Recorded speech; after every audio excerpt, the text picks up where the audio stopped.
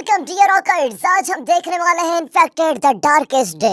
Movie की शुरुआत में हमें बताया जाता है कि किसी अनजान वायरस की वजह से इंसान इन्फेक्टेड हो रहे हैं, जो कि सीधा उनके दिमाग पर असर करता है। मतलब कि ये वायरस न्यूरोलॉजिकल वायरस है। ये वायरस इंसान को बहुत ही ज्यादा एग्रेसिव और पागल बना देता है। इस वजह से इंसान किसी ज़ॉम्बी की तरह लोगों को मारने, काटने, खाने लगता है। इस चीज की चपेट में एक तरह से पूरा देश आ चुका है, जिसकी शुरुआत कैसे और कहां से हुई ये किसी को नहीं पता। अब बस लोग इस परिस्थिति में जिंदा रहने की कोशिश कर रहे हैं। मूवी के पहले सीन में हमें डैन को दिखाया जाता है, जो कि एक बीच पर बेहोश पड़ा हुआ है। उसकी जब आंख खुलती है तो वहाँ पर कोई भी नहीं होता, इसलिए वो उठकर आगे बढ़ता है। तो आगे जाने पर उसको हर चीज टूटी फूटी और सड़कें एकदम खाली नजर आती है। जो सब कुछ वो बिल्कुल भी समझ नहीं पाता कि ये सब कुछ क्या हो गया है। इसी दौरान हम एक लीजा नाम की लड़की को देखते हैं और उसके साथ उसका दोस्त बैन भी है, जो कि इस कंडीशन में खाने का इंतजाम करने के लिए बाहर निकले होते हैं। तभी उन दोनों को एहसास होता है कि कोई उनकी तरफ दौड़ते हुए आ रहा है, इसलिए दोनों तुरंत वहाँ से भागने लग जाते हैं। लेकिन वो कोई और नहीं बल्कि डैन ही होता है।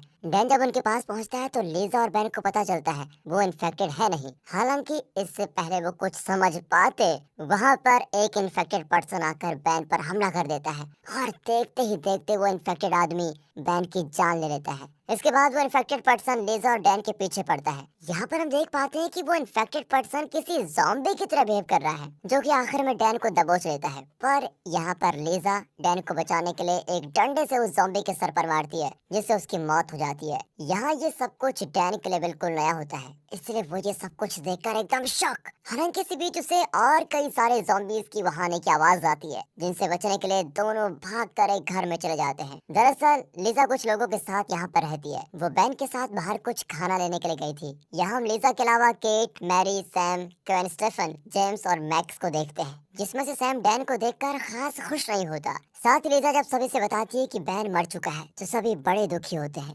दरअसल इस शहर में सिर्फ यही लोग बचे हुए हैं जो कि इन्फेक्टेड है नहीं। इसी बीच जब सैम डैन से उसके बारे में पूछता है तो डैन कहता है कि मुझे कुछ भी याद नहीं, मुझे जब होश आया तो मैं एक बीच पर था। अब डैन को कंफ्यूज देखकर केट उसे अपने साथ ऊपर लेके जाती है। इसी बीच हमें दिखाया जाता है कि कुछ आर्मी सोल्जर्स बीच पर डैन को ढूंढ रहे होते हैं। इधर डैन को कुछ भी पता नहीं होता। केट उसे बताती है कि ये वायरस कब पूरे देश में फैल गया ये किसी को पता ही नहीं चला। साथ ही इस शहर में अब सिर्फ हम ही लोग जिंदा बचे हुए हैं। बाकी अगर तुम्हारी बात की जाए तो तुम्हारे अंदर कोई सिम्टम्स शो नहीं हो रहे हैं, इसलिए तुम अभी इन्फेक्टेड नहीं हो। हालांकि ये एक न्यूरोलॉजिकल वायरस है जिससे बचना बिल्कुल नामुमकिन है। आगे वो बताती है कि जो भी लोग शहर से बचे थे वो सब या तो शहर से बाहर कैंपस से पहुंच चुके होंगे या फिर रास्ते में ही मारे गए होंगे।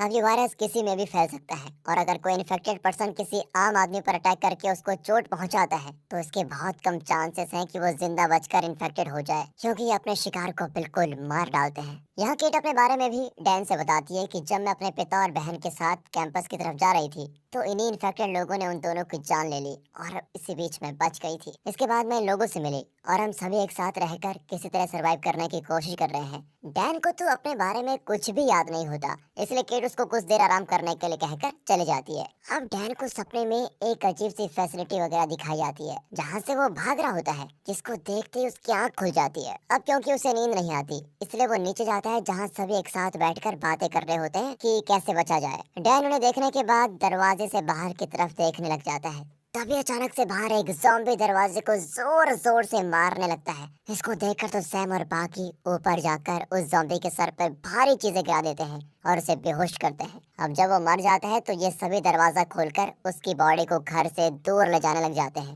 ताकि इससे और ज़ॉम्बी उनके घर की तरफ अट्रैक्ट न हो पाए। यहाँ इन लोगों के ऊपर एक और ज़ॉम्बी अचानक से अटैक कर देता है, जिसे ये सभी मिलकर एक चादर ओढ़ने के बाद चाकू से खपाखप मार डालते हैं। और ये सब कुछ डैन वहाँ खड़ा होकर चुपचाप देख रहा होता है। अब ये सभी मिलकर उन दोनों ज़ॉम्बीज़ की लाश को बाहर एक जगह रखकर वापस आ जाते हैं। दूसरी ओर सोल्जर शहर में दाखिल होकर डैन को चारों ओर ढूंढ रहे होते हैं। वहीं जब दिखाते हैं तो सैम की बहन मैरी को न जाने क्या हो जाता है। वो अचानक से हाइपर होती है क्योंकि उसकी कोई चीज खो गई है और वो मिल नहीं रही है। यहाँ उसका ये बर्ताव देखकर सभी को शक होता है कि कहीं वो इन्फेक्टेड तो नहीं हो गई है। इसलिए शक को दूर करने के लिए सैम खुद अपनी बहन के पास ये चेक करने के लिए जाता है। यहाँ वो जबरदस्ती उसकी आंखें देखता है, जो कि बिल्कुल लाल है, और यहाँ मैरी पूरी तरह से किसी इन्फेक्टेड पर्सन के जैसे बर्ताव कर रही होती है। इसलिए सभी मिलकर उसके हाथ पैर को बांध देते हैं अब सब इस बारे में बात कर रहे होते हैं कि हमारे लिए यही अच्छा होगा कि मैरी को मार दिया जाए, क्योंकि वो हमारे लिए खतरा बन चुकी है। ये सुनकर तो सैम खुद डिसाइड करता है कि वो अपनी बहन की जान लेगा, पर जब वो उसकी जान लेने जाता है तो मैरी अपने आप को छुड़ाकर उल्टा उसी को बेहोश कर देती है।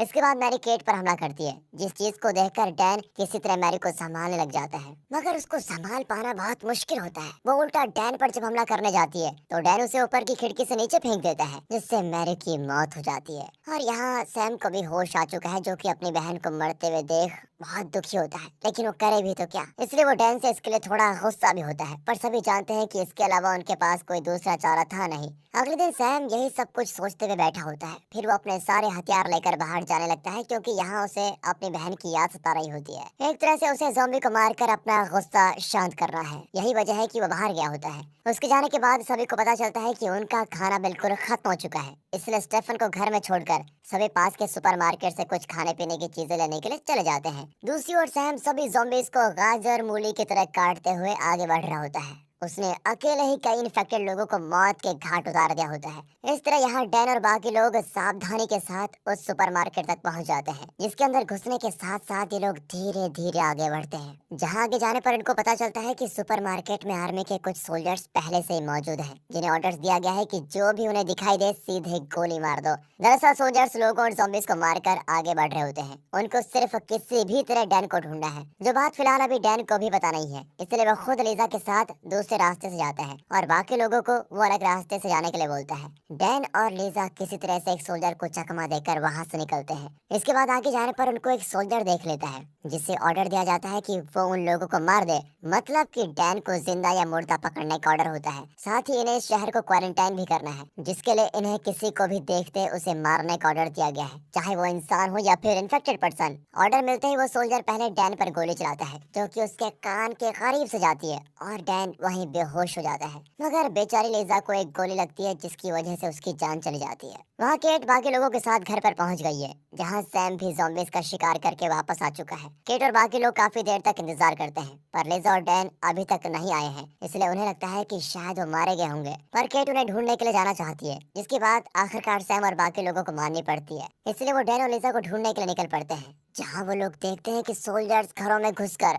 उन लोगों को ढूंढ रहे होते हैं। इसलिए ये सभी तुरंत वापस भाग कर आते हैं और जल्दी जल्दी अपना सामान वगैरह लेकर पीछे के रास्ते से निकलने की कोशिश करते हैं। इसी दौरान एक सोल्जर की गोली केविन को लग जाती है और वो मारा जाता है। फिर उसको छोड़कर ये लोग वहाँ से बच निकलते हैं। वहीं दूसरी ओर दिखाते हैं तो डैन को होश आ चुका है, तो वो लीजा की बॉडी को वहाँ से देखता है। फिर हिम्मत करके किसी तरह से सोल्जर्स की गोलियों से बचते हुए वहाँ से भागता है। किसी तरह से डैन जब घर पहुँचता है तो वहाँ उसे कोई और तो मिलता नहीं, पर एक सोल्जर उस पर हमला कर देता है, जिसे डैन किसी तरह से मार ही देता है। फिर जब वो सोल्जर की तलाशी लेता है तो उस पर उसे एक पेपर मिलता है, जिसमें उसी की तस्वीर बनाई हुई है। इसमें लिखा है कि डैन काफी ज्यादा डेंजरस है। हालांकि अभी तक डैन को देखकर ऐसा कुछ भी नहीं लगता, लेकिन यहाँ कम से कम उसे ये तो पता चल चुका है कि ये सोल्जर्स उसी के पीछे पड़े हुए हैं। इसलिए डैन यहाँ उस सोल्जर का रेडियो लेकर अपने दोस्तों को ढूंढने निकल पड़ता है। असल में रेडियो के जरिए डैन को आर्मी के अगले मूव के बारे में पता चलता रहता है और वो देखता है कि पूरे शहर में आर्मी सोल्जर्स फैले हुए हैं। फिलहाल इसी बीच रेडियो पर डैन को सुनाई देता है कि पास ही में आर्मी का हेलीकॉप्टर कुछ लोगों का पीछा कर रहा है। ये सुनकर डैन समझ जाता है कि ये उसके दोस्त ही हैं। इधर हेलीकॉप्टर से बचते हुए सैम, केट, जेम्स और स्टेफन भाग रहे होते हैं, जिन्हें आखिरकार डैन ढूंढ ही लेता है। वो उन्हें बताता है कि मैंने एक सोल्जर का रेडियो लिया है, जिससे हमें उनके अगले मूव का पता चलता रहेगा, इसलिए हमें किसी तरह शहर से बाहर निकलना चाहिए। यहाँ वो केट के पूछने पर उससे ये भी बताता है कि लीजा नहीं बच पाई। अब डैन के कहे मुताबिक ये लोग शहर से बाहर की तरफ चल देते हैं, जहाँ इनका सामना कुछ ज़ॉम्बी से होता है, जिन्हें ये सभी मार डालते हैं। अब आगे जाने पर ये लोग देखते हैं कि हर आर्मी सोल्जर्स बिल्कुल अपनी जगह पर तैनात है। इनसे बचते हुए ये लोग पहाड़ी की तरफ बढ़ते हैं, जहाँ कुछ दूर पर आर्मी वाले बिल्कुल घात लगाए बैठे हुए हैं। पर तभी वहाँ पर ढेर सारे ज़ॉम्बीज डैन और उसके दोस्तों का पीछा करने लगते हैं, जिनसे बचने के लिए उन्हें भागना पड़ता है। और ये देखकर आर्मी सोल्जर्स उन ज़ॉम्बीज पर फायर करना शुरू कर देते हैं, जो कि बहुत सारे होते हैं। अब गोली चलता हुआ देखकर सैम और उसके साथी वहीं जमीन पर लेट जाते हैं। इस दौरान आर्मी सोल्जर्स सभी ज़ॉम्बीज को मार रहे हैं, लेकिन ज़ॉम्बीज की संख्या इतनी ज्यादा होती है कि वो आर्मी वालों तक पहुंचकर उन पर ही हमला कर देते हैं, जिनसे निपटना सोल्जर्स के लिए भी अब मुश्किल हो रहा होता है। यहाँ यह मौका देख डैन अपने दोस्तों के साथ उस जगह से छिपकर निकलने में कामयाब होता है। इसके बाद ये लोग एक जगह रात बिताते हैं। वहीं अगली सुबह डैन को फिर से कुछ विजन्स दिखाई देते हैं, जिनके बारे में उसे कुछ भी याद नहीं था। अब सुबह होने पर जब ये सभी लोग आगे बढ़ते हैं तो डैन यहाँ उन सभी से उस पेपर के बारे में बता देता है जो उसे उस सोल्जर के पास मिला था। साथ ही वो ये भी बताता है कि ये लोग मेरे पीछे ही आ रहे हैं। अब डैन के मुंह से ये बात सुनकर सैम उस पर भड़क जाता है, जिसे केट, जेम्स और स्टेफन किसी तरह संभालते हैं। और इसी दौरान अचानक एक ज़ॉम्बी भागते हुए आकर स्टेफन पर हमला कर देता है, जिससे ये लोग मार तो देते हैं, लेकिन उसने स्टेफन को इतनी चोट पहुंचा दी होती है कि वो भी बुरी तरह घायल हो चुका है। यहाँ बेचारे स्टेफन के तड़पते हुए जान चली जाती है, जिससे ऐसा मरता हुआ देख सभी काफी दुखी होते हैं। पर इनके लिए आगे बढ़ना बहुत ही जरूरी था। जहाँ इनके ऊपर फिर से एक सोल्जर अटैक करता है, जिसकी गन छीनने के बाद सैम उसे वहीं बांध देता है। और यहाँ सैम के पूछने पर उस सोल्जर बताता है कि बाकियों की तरह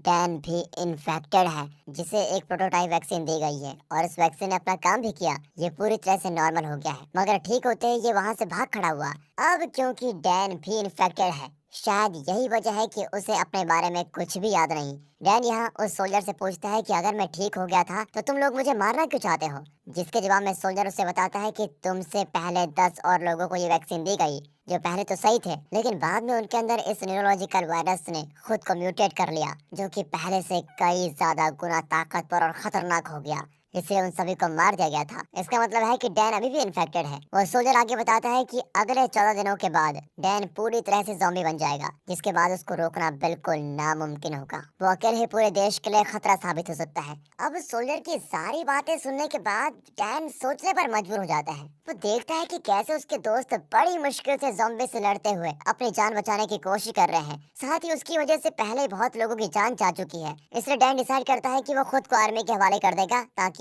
अपने दोस्तों की वो जान बचा सके। बाकी वो अपने दोस्तों से ये बात बोलकर अलग हो जाता है। वो भी डैन को छोड़ना नहीं चाहते, पर वो भी जानते हैं कि कुछ दिनों के बाद डैन नहीं रहेगा। फिर सैम भी डैन से विदा लेकर केट और जेम्स के साथ सेफ कैंप की तरफ बढ़ जाता है। इधर डैन को एक सोल्जर मारने की बहुत कोशिश करता है, लेकिन डैन उस सोल्जर को बुरी तरह मार डालता है। मतलब कि डैन धीरे धीरे इन्फेक्टेड होकर बहुत ही खतरनाक हो गया है। इसलिए वो डिसाइड करता है कि मैं पानी में डूबकर अपनी जान दे दूंगा, ताकि मैं किसी की भी हत्या का कारण ना बनूं। आखिरी सीन में हम एक तरफ देखते हैं कि केट, सैम और जेम्स सेफ कैंप की तरफ सही सलामत पहुंच चुके हैं। वहीं दूसरी तरफ डैन अपनी जान दे देता है, जिसे वहां पर अब भी आर्मी सोल्जर्स ढूंढ रहे होते हैं। और दोस्तों, इसी के साथ ये मूवी यहाँ पर खत्म होती है। तो दोस्तों, वीडियो अच्छी लगी हो, एक्सप्लेनेशन अच्छा लगा हो तो वीडियो को लाइक कीजिए और चैनल